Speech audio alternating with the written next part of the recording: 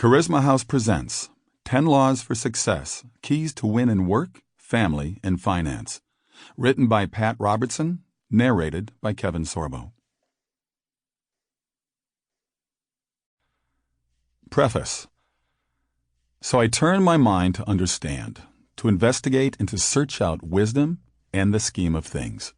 Ecclesiastes, chapter 7, verse 25, NIV. After the dark days of the Nixon administration, the scandal of Watergate, and the resignation of a president, the American people were looking for a fresh start. They found it in the person of a former governor of Georgia who proclaimed that he was a born-again Christian.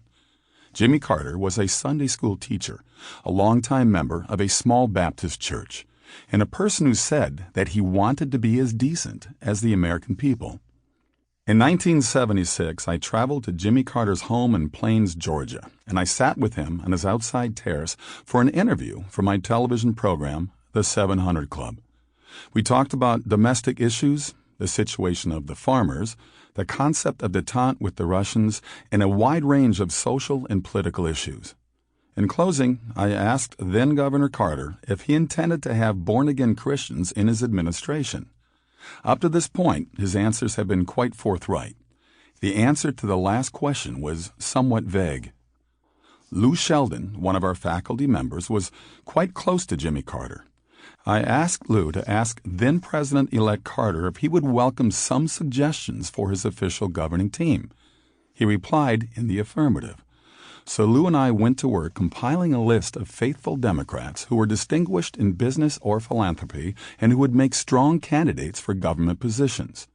We put together a list of 10 or 15 such individuals and then had them thoroughly vetted by a friend of mine who held a high position in the Civil Service Commission. It was a beautiful presentation, carefully annotated, offering candidates that any president would be pleased to have in his administration. Lou flew down to Georgia and drove from the airport to Carter's home in Plains. He found the future president barefoot and in blue jeans with none of the aura of prestige and power. Carter took the list that had been prepared, read it carefully, and then began to cry. When Lou told me about it, he remarked, Jimmy was so touched by the work that we had done in preparing this list, he began to cry. I knew otherwise.